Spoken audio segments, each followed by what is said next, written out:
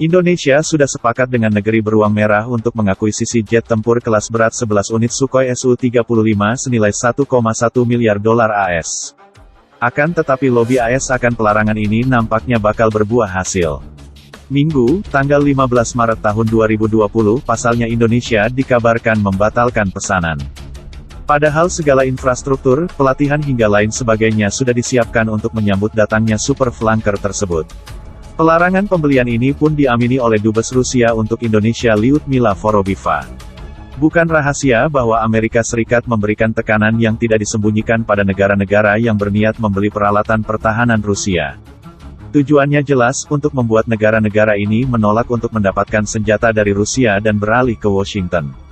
Tentu saja persaingan tidak adil yang melanggar aturan dan norma bisnis yang transparan dan sah, tambah Lyudmila.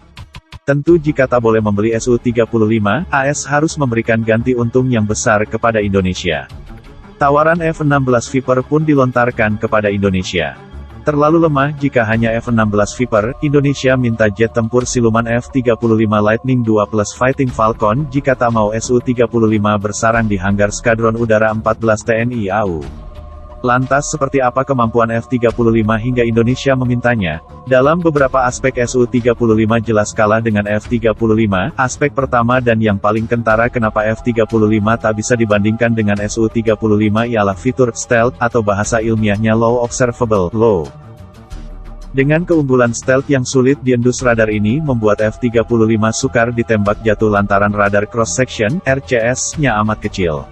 Ini berarti juga F-35 bisa diaplikasikan sebagai pesawat pengintaian. Kedua, F-35 menganut pakem first look, first shoot, first kill. Jika kalian tahu F-35 mempunyai kecepatan dan manuver tak signifikan, itu ada sebabnya. Kenapa? Hal ini digantikan dengan sistem avioniknya yang amat canggih. Contoh saja adanya radar AESA AN/APG-81 yang dapat menjejak targetnya dari jarak amat jauh.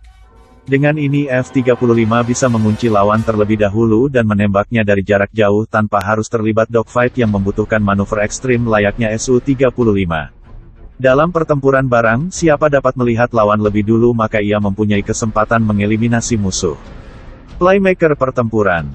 Adanya sistem target elektro-optik (EOTS) di moncong F-35 memungkinkan pilot untuk melihat segala sesuatu di sekitarnya secara jelas. Selain bisa mengeliminasi lawan sendiri, F-35 bisa berbagi data pertempuran ke sesama kawan baik di laut, darat dan udara. F-35 bisa membagikan data macam target sasaran, jumlah musuh, hingga memandu rudal yang diluncurkan dari platform kapal, sistem pertahanan udara maupun dari jet tempur kawan. Hal ini dapat memperbesar keberhasilan misi dan memperkecil jumlah korban bagi kawan. F-35 bagaikan playmaker dalam sepak bola yang bisa mengkreasikan serangan, mengatur ritme permainan maupun membuat gol sendiri. Komplit, melihat ketiga faktor di atas memang patut disematkan jika F-35 adalah jet tempur yang hanya bisa dilawan jika musuh sama-sama mempunyai sistem pertahanan udara terintegrasi.